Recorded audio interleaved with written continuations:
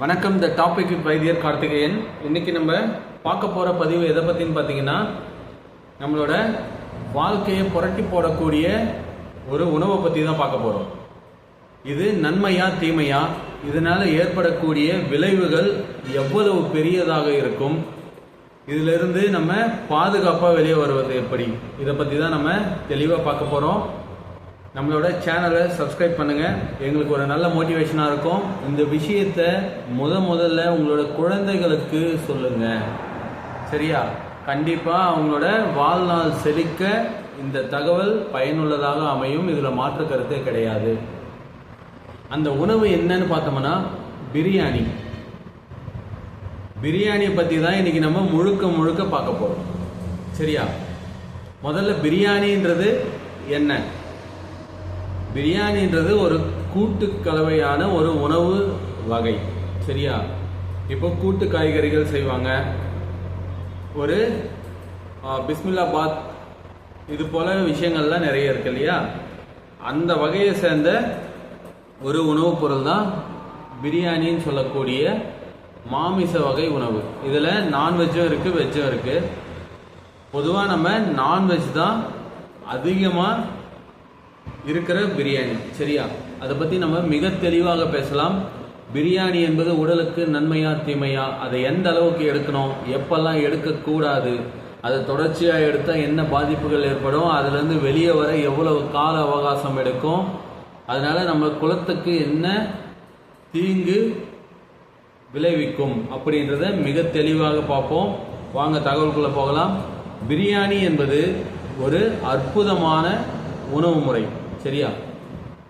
எப்படி அற்புதமான உணவு முறை? அது நல்ல கமகமான இருக்கும், நல்ல நாக்குக்கு சுவையாக இருக்கும், சரியா? சாப்பிட்டோன்னு சொன்னாக்கா ஒரு நிம்மதி இருக்கும். அந்த வகையில் அற்புதமான உணவு முறை, ஓகேவா? எக்ஸாம்பிள் சொல்லணும்னா, நம்ம மரபு வழி உணவிலிருந்து பாரம்பரிய வழி உணவிற்கு மாறியதற்கான ஒரு மைல்கல் தான் பிரியாணின்னு சொல்லலாம், சரியா? பிரியாணி என்பது அதற்கான மிகச்சிறந்த ஒரு சான்று. பிரியாணியை ஏன் இவ்வளோ தூரம் காட்டுத்தீ மாதிரி பற்றிக்கிச்சு? நம்ம பண்டைய காலங்களில் இருந்து கூழ், கருவாடு, கேழ்வரகு, கேப்பை, களி, கறி குழம்பு, இது போல் ஏகப்பட்ட விஷயங்கள் தொடர்ச்சியாக இருக்குது, சரிங்களா? சுவை மிகுந்த விஷயங்கள் கூட இருக்குது உணவு வகைகளில். ஆனால் இந்த பிரியாணி மற்றும் தொற்றிக்கொண்டதுக்கான காரணம் என்ன? இது நீங்கள் கேட்டிங்கன்னா மிக சுவாரஸ்யமாக இருக்கும். இதில் இருக்கக்கூடிய மறைமுக சூட்சுமங்கள் ஏராளம், சரியா? திருப்பதி லட்டுக்கு பேர் போன விஷயம் ஏலக்காயும் நெய்யும். இது யாராலாவது மறுக்க முடியுமா? ஏலக்காய் இருக்கக்கூடிய ஒரு வாசனை வசியம்தான் திருப்பதி லட்டை அந்த அளவுக்கு பிரம்மாண்டமாக உருவெடுக்க செய்தது, ஓகேவா? திருப்பதி கடவுளோட லட்டுனாக்கா அது வேணான்னு சொல்கிற இனமே கிடையாது, மக்களே கிடையாது, சரியா? அப்படி இருக்கிற ஒரு விஷயங்கள். இதே போல் நம்ம ஆன்மீகத்தில் பயன்படுத்தக்கூடிய பட்டை, லவங்கம், ஏலக்காய், இது 3 விஷயங்களும் தொடர்ச்சியாக இது இல்லாமல் உருவாக்கப்பட முடியாது அப்படிங்கிற உணவுன்னு நான் பார்த்தீங்கன்னா பிரியாணி, சரியா? பட்டை, லவங்கம், ஏலக்காயை எதுக்காக பயன்படுத்துவோம்? ஒரு ஆக்ரஷண சக்திக்காக பயன்படுத்துவோம், சரிங்களா? ஒரு அட்ராக்ஷன், ஒரு மேனிஃபெஸ்ட், இதுக்காக பயன்படுத்தக்கூடிய விஷயம்தான் பட்டை, லவங்கம் மற்றும் ஏலக்காய், நெய், இது போன்ற விஷயங்கள், சரியா? ஈவன் இஞ்சி, பூண்டு, வெங்காயம் கூட அது ஒரு விதத்தில் மருத்துவமாக பயன்படுது. இப்போ இந்த மருந்து பொருட்கள் எல்லாமே ஒன்றாக சேர்ந்த கலவையாக இருப்பது தான் பிரியாணி என்னும் சொல்லக்கூடிய மிகவும் பிரபலமான உணவு, சரியா? இப்போ இந்த பாரம்பரியம் எப்படி என்னென்ன வகையில் ஸ்ப்ரெட் ஆகுது அப்படின்னு பார்த்தீங்கன்னா, யங்ஸ்டர்ஸ் மத்தியில் ஒரு ஜாலி, ஒரு என்ஜாய்மெண்ட், சரிங்களா? ஒரு ஃபங்க்ஷன், ஒரு ஈவெண்ட் அப்படின்னும் போது நம்ம முதல்ல தேர்ந்தெடுக்கக்கூடிய உணவு பிரியாணி. இந்த பிரியாணி மனித குலத்தில் மிகப்பெரிய பிரளயத்தை ஏற்படுத்த போகுது அப்படின்னா மறுப்பே கிடையாது. ஏன்னா இது கூடிய விரைவில் நடக்கும். சரிங்களா? உணவு முறையில் ஒரு மிகப்பெரிய பிரச்சனையை உண்டாக்க போகிறது இந்த பிரியாணி எனும் சொல்லக்கூடிய உணவு தான். இந்த உணவால் உணவு முறையில் மிகப்பெரிய பாதிப்பும் மிகப்பெரிய கஷ்டமும் வரக்கூடும். ஓகேவா? வருங்காலங்களில் அதையும் நம்ம பார்ப்போம். இப்போது நம்ம இந்த பிரியாணியில் இருக்கக்கூடிய பிரச்சனைகள், பிரியாணியை கண்டினியூஸாக சாப்பிட்டீங்கன்னா அதில் இருக்கக்கூடிய மனம், நம்ம மனம், சரிங்களா, நம்ம மனசுக்கும் அதில் இருக்கக்கூடிய மனத்திற்கும் முறிச்சு ஏற்படும். விச் மீன்ஸ் அது மேலே நீங்கள் ஒரு கிரேஸ் ஆயிடுவீங்க. அது மேலே நீங்கள் ஒரு இனம் புரியாத தொற்று வந்துடும். அதை நீங்கள் பற்றி கொள்வீங்க. சரிங்களா? எங்கே போனாலும் பிரியாணி, எப்போ சாப்பிட்டாலும் பிரியாணி, எப்படி இருந்தாலும் பிரியாணி அப்படின்ற ஒரு மைண்ட் செட்டுக்கு உங்களை தள்ளிவிடும். காரணம், அதில் இருக்கக்கூடிய மகா ஆக்கர்ஷண சக்தி கொண்ட மூலிகை வஸ்துக்கள். சரியா? இந்த வஸ்துக்கள் எல்லாம் நம்மளோட மனசில் ஒரு முடிச்சை போட்டு காலகாலமாக நம்மளை பின்னிக்கிட்டு வந்துட்டு இருக்கு. இதனால என்ன நடக்கும் அப்படின்னு கேட்டிங்கன்னா, மனித குலத்திற்கு உள்ள மனித நேயத்தை சுத்தமாக சரிய செய்யும், சுத்தமாக தடுமாற செய்யும். அப்படி ஒரு பொருள் தான் இந்த பிரபலமாக பேசிக்கிட்டு இருக்கிற பாரம்பரிய உணவு. சரிங்களா? பரம்பரை உணவு என்னென்ன? உங்களோட பரம்பரையில் உங்கள் மூதாதையர், உங்களோட அண்ணன் தம்பி, உங்களோட அம்மா அப்பா, உங்களோட தாத்தா பாட்டி என்ன உணவை வழக்கமாக கொண்டு வாழ்ந்தார்களோ, உங்களை வளர்த்தார்களோ, அதுதான் பாரம்பரிய உணவு. இல்லை, பரம்பரை உணவு. அந்த பரம்பரை உணவு முறையிலிருந்து நீங்கள் வழிமாறி இந்த வாசனை திரவியத்திற்கு பணிந்து விட்டீர்கள். இப்போ நம்ம ஒரு டூர் போகிறோம், இல்லைன்னா ஒரு அவுட்டிங் போகிறோம், இல்லைன்னா ஒரு ஃபங்க்ஷன் போகிறோம். உங்களோட நண்பர்கள் யாராச்சும் ஒரு பர்ஃப்யூம் போட்டு வராங்க. உங்களோட ஃபர்ஸ்ட் வார்த்தை வாயிலிருந்து வர்றது என்னவா இருக்கும்? என்ன பர்ஃப்யூம் இது, டிஃப்ரெண்டாக இருக்குது ஸ்மெல்லு, என்ன இந்த ஸ்மெல் அங்கே வரையும் வருது, என்ன இந்த ஸ்மெல் இப்படி இருக்குது அப்படி இருக்குது. ஏன்னா முதலில் ஒரு மனிதனை கவரக்கூடிய விஷயம் எதுன்னு பார்த்தீங்கன்னாக்கா, பேச்சோ அழகோ அறிவோ கிடையாது, வாசனை தான். நறுமணம் நாரும் மனம் அப்படின்ற தலைப்பில் நம்ம ஒரு காணொலி கொடுத்துருக்கோம். அதை பற்றி தெளிவாக பேசியிருக்கோம். நீங்கள் வீடியோ சர்ச் பண்ணி பார்க்கலாம், ஏன்ஷியன் தமிழ் மெடிசனில். இப்போது நறுமணத்துக்கு இப்படி ஒரு ஆட்கொள்ளும் சக்தி இருக்கு. சரிங்களா? இப்படி ஒரு சிக்க வைக்கக்கூடிய சூட்சுமம் அதில் இருக்கு. அதனால பிரிஞ்சி இலை, பட்டை, லவங்கம், ஏலக்காய், பச்சை மிளகாய், நெய், வெங்காயம், இஞ்சி, பூண்டு, பச்சரிசி. பச்சரிசிக்கும் ஒரு வாசனை இருக்கு. சரிங்களா? பச்சரிசியை சாப்பிட்டால் உடலில் ஆக்ரோஷமான உஷ்ணம் ஏற்படும். அதுக்காக மாற்று முறையை கண்டுபிடிச்சது தான் நம்மளோட புழுங்கல் அரிசி முறை. சரிங்களா? Boiled rice. அது வயிற்றுக்கோ உடலுக்கோ எந்த விதமான உபாதையும் கொடுக்காது. ஏன்னா அதில் இருக்கக்கூடிய பால் தன்மையை வேக வச்சு அதில் இருக்கக்கூடிய வீரியத்தை மிதப்படுத்தி அதை வேக வைத்த அரிசியாக உட்கொள்ள அறிவை புகுத்தினர். யாரு? நம்ம பண்டைய தமிழர்கள். அப்படி போய்கிட்டு இருந்த காலகட்டத்தில் இருந்து இப்போ இருக்கிற அரிசி வெரைட்டியே 4-5 அரிசி வெரைட்டி தான். அதுலேயும் ஃபுல்லாகவே ஆஃப் பாயில், வித்தவுட் பாயில். இதில் பச்சை மிளகாய், சரிங்களா, இஞ்சி பூண்டு சரிசமமான கலவை. இதில் பட்டை லவங்கம் ஏலக்காய், தினசரி மருந்து வகைகள். சரியா? அதாவது ஒரு வேக்சினேஷன் தினமும் உடம்புல போடுறதுக்கு சமம். இதை பற்றியும் ஒரு காணொலி கொடுத்துருக்கேன், நீங்கள் தேவைப்பட்டால் முழுமையாக பாருங்கள். இப்படிப்பட்ட ஒரு உணவு முறையில் நம்ம மாட்டிக்கிட்டு நிறைய பேர் எப்படி வெளியே வர்றதுன்னு தெரியல. இந்த பிரச்சனை ஏன் வந்துச்சுன்னே புரியாம நூற்றுக்கணக்கான மருத்துவமனைகளை நாடி ஓடிக்கொண்டிருக்கிறார்கள். ஏன்? இதனால் ஏற்படக்கூடிய வீரியத்தன்மை, இதனால் ஏற்படக்கூடிய காரத்தன்மை, இதனால் ஏற்படக்கூடிய வயிற்று புண், அனல், வெப்பம், தூக்கமின்மை, சரிங்களா? இதெல்லாமே உச்சகட்டத்துக்கு போகும்போது ஆன்சைட்டி.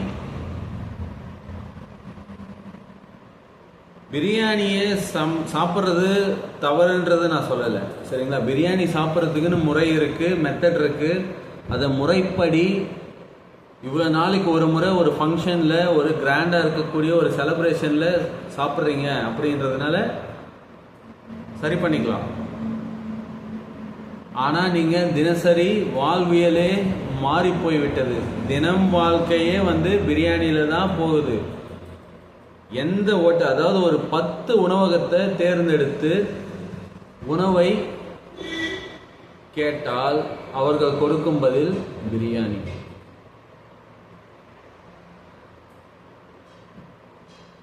ஏன் அப்படின்னா, பிரியாணி சமைக்கிறவங்களும், ஏன்னா அவங்க ஒரு வியாபாரம் செய்கிறாங்க, சரியா? ஈவன் அவங்களுமே அதை சாப்பிட தான் செய்கிறாங்க. அதனால பிரியாணிக்கு மொத்த பேருமே அடிக்ட் ஆயிட்டோம். It's a pure addiction. உங்களோட கணையம் பாதிப்பது உறுதி.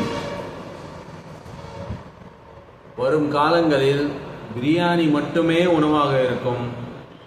மற்ற உணவுகளை தேடி அலைவோம்.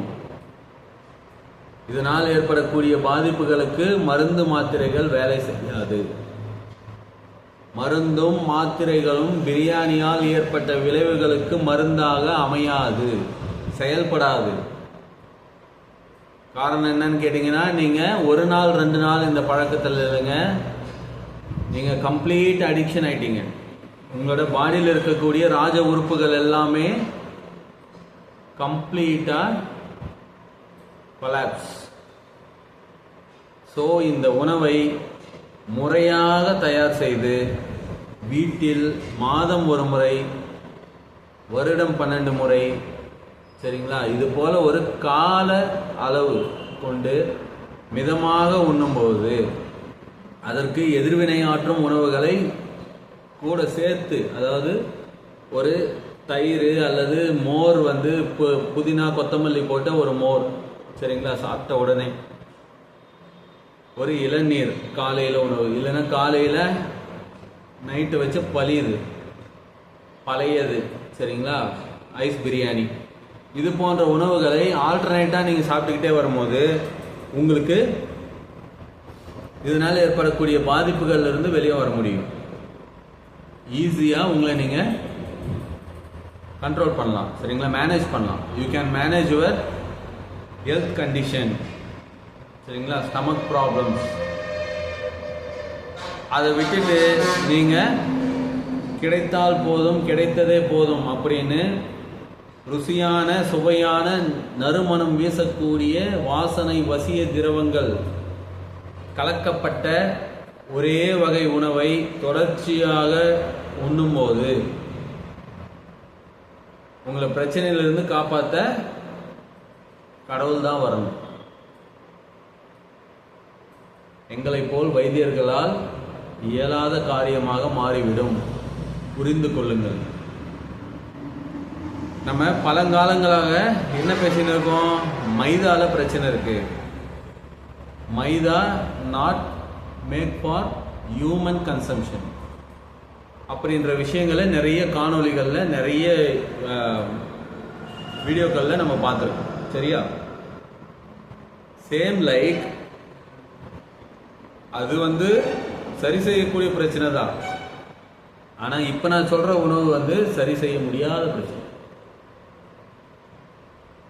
தயவு செய்து எந்த டைமில் எந்த உணவை சாப்பிடணும்? காலை உணவு காரம் வீரம் மிதமான உணவாக இருத்தல் வேண்டும். மதிய உணவு அறுசுவை உணவாக இருத்தல் வேண்டும். இரவு உணவு ஒரு அமைதியை தரக்கூடிய உணவாக இருத்தல் வேண்டும். இதை கவனத்தில் வச்சு நீங்கள் உணவை தேர்ந்தெடுத்து சாப்பிட்டீங்கன்னா உங்களோட வாழ்நாளில் நீங்கள் பிரச்சனைகளை ஃபேஸ் பண்ண மாட்டீங்க. உங்கள் குடும்பம் கஷ்டப்படாது. சரிங்களா? உங்கள் இஷ்டம் போல் வாழலாம், நிம்மதியாக இருக்கலாம். மனுஷனுக்கு எது முக்கியம்? ஒரு வண்டிக்கு எது முக்கியம்? பெட்ரோல். மனுஷனுக்கு எது முக்கியம்? உணவு. இந்த உணவில் நீங்கள் ஏதாச்சும் ஒரு கெரோசின் மிக்ஸ் பண்ணி பெட்ரோல் போட்டால் வண்டி ஓடுமா? தண்ணி மிக்ஸ் பண்ணி போட்டால் ஓடுமா? இல்லை ஏரோப்ளைன் பெட்ரோல் எடுத்துகிட்டு வந்து நீங்கள் 2 வீலருக்கு போட்டால் ஓடுமா?